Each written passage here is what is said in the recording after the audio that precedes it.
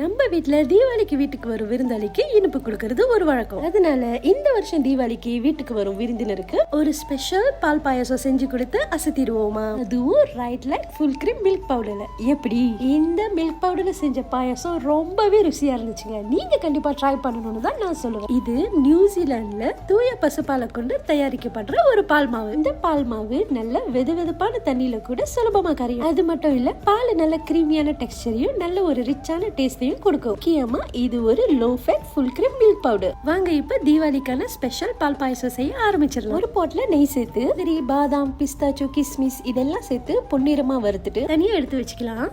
சேமியா சேர்த்து வதக்கி தயார் பண்ணி வச்சிருந்த ரைட் லைக்கோட ஃபுல் கிரீம் பாலையும் சேர்த்துக்கலாம். சேர்த்தோனே ஜவ்வரிசி, வேக வச்சிருந்த கடலை பருப்பு, நல்ல வாசத்துக்கு ஏலக்காய், வெல்லம் சேர்த்து கலந்து விட்டு கொஞ்சம் குங்குமப்பூ, உப்பு சேர்த்துட்டு பாலை லைட்டா கொதி வர விட்டுக்கலாம். கடைசியா வறுத்த முந்திரி, பாதாம், பிஸ்தாச்சு சேர்த்தா இந்த வருஷம் தீபாவளிக்கான ஸ்பெஷல் பாயாசம் ரெடி. உங்கள் அனைவருக்கும் right like full cream milk பவுடரின் இனிய தீபாவளி நல்வாழ்த்துக்கள்.